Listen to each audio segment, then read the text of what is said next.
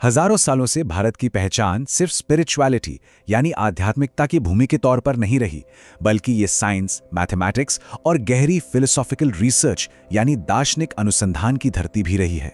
तो ये कहानी है भारत की उसी विरासत की, जहां विज्ञान और आत्मा का रहस्य एक दूसरे से जुड़ा हुआ है। तो सवाल यही उठता है कि भारत की असली पहचान है क्या? क्या वो साइंस है या फिर स्पिरिचुअलिटी, या फिर कहीं इन दोनों का एक ऐसा संगम तो नहीं जो हमें रियलिटी को, हकीकत को एक बिल्कुल नए नजरिए से देखने पर मजबूर करता है? चलिए आज इसी दिलचस्प सवाल की गहराई में उतरते हैं। तो चलिए इस सफर की शुरुआत करते हैं भारत के प्राचीन वैज्ञानिक दिमागों से। सोचिए, जब यूरोप में साइंटिफिक रेवोल्यूशन यानी वैज्ञानिक क्रांति का नामो निशान भी नहीं था, तब भारतीय विचारक ब्रह्मांड और चेतना के कितने गहरे सवालों को सुलझा रहे थे। जरा इन नामों पर गौर कीजिए। आर्यभट्ट, जिन्होंने एस्ट्रोनॉमी और मैथमेटिक्स में प्लैनेटरी मोशन जैसे एडवांस कॉन्सेप्ट्स दिए।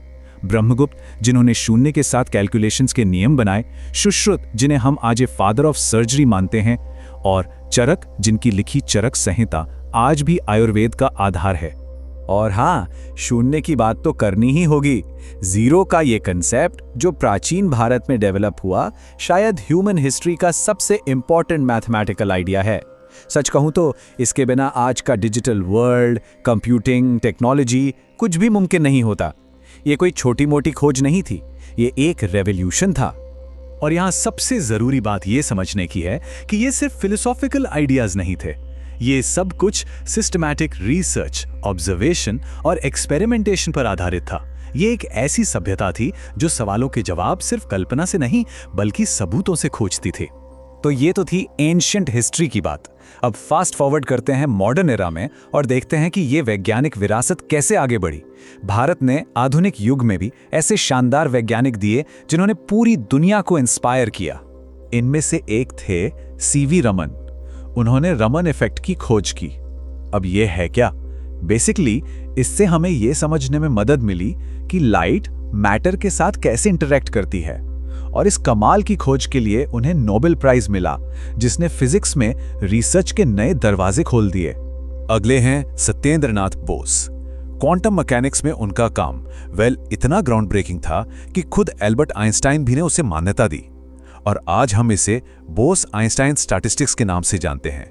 ये क्वांटम फिजिक्स के फील्ड में एक मील का पत्थर साबित हुआ। एस्ट्रोफिजिक्स की दुनिया में सुब्रमण्यम चंद्रशेखर ने सितारों और ब्लैक होल्स के लाइफ साइकिल के बारे में हमारी समझ को पूरी तरह से बदल दिया। उनके इस काम ने भी उन्हें नोबेल प्राइज दिलाया। यह दिखाता है कि भारतीय दिमागों ने ब्रह्मांड के रहस्य को सुलझाने में कितना बड़ा योगदान दिया है। और जानते हैं, ये सारी साइंटिफिक लेगेसी हमें आज के सबसे गहरे सवालों तक ले आती है, क्वांटम फिजिक्स के सवाल। और यही वो जगह है जहां मॉडर्न साइंस और प्राचीन ज्ञान एक दूसरे के बेहद करीब आ जाते हैं। क्वांटम मैकेनिक्स की दुनिया ना थोड़ी अजीब है पर बहुत फैसिनेटिंग है। ये हमें बताती है कि ऑब्जर्वेशन से रियलिटी बदल सकती है, कि हर चीज फंडामेंटली एनर्जी और प्रोबेबिलिटी है। और सबसे बड़ी बात कि हमारी चेतना यानी कॉन्शियसनेस और रियलिटी यानी हकीकत आपस में जुड़े हो सकते हैं। और यहीं से ये एक बहुत बड़ा सवाल उठता है, क्या हमारे विचार, हमारी सोच हमारे आसपास के एनवायरनमेंट को प्रभावित कर सकती है? जहां मॉडर्न साइंस इन सवालों की पड़ताल कर रही है, वहीं आध्यात्मिक परंपराएं सदियों से विचारों और चेतना की शक्ति के बारे में बात करती आ रही हैं। इसी सवाल का जवाब खोजने के लिए चलिए अब एक इनर साइंस को समझते हैं। जी हाँ, ये है राजयोग ध्यान, जो चेतना की भीतरी दुनिया को एक्सप्लोर करने का एक प्रैक्टिकल मेथड माना जाता है। तो ये राजयोग ध्यान है क्या? देखिए, इसे ब्रह्मा कुमारीज स्पिरिचुअल यूनिवर्सिटी सिखाती है। ये एक ऐसी टेक्निक है जो खुद को एक आत्मा के रूप में समझने और विचारों की एनर्जी को कॉन्शियसली डायरेक्ट करने पर फोकस करती है। आप इसे मन का विज्ञान भी कह सकते हैं। इसकी फिलॉसफी काफी सीधी है। स्टेप 1, ये मानिए कि हमारे थॉट्स, हमारे विचार एक तरह की सटल एनर्जी यानी सूक्ष्म ऊर्जा हैं। स्टेप 2, हमारी भावनाएं वाइब्रेशंस पैदा करती हैं। और स्टेप 3, कलेक्टिव कॉन्शियसनेस यानी सामूहिक चेतना हमारे एनवायरनमेंट को प्रभावित करती है। ये वाइब्रेशंस यानी कंपनों का विज्ञान है। और देखिए, ये सिर्फ कोई स्पिरिचुअल बात नहीं है।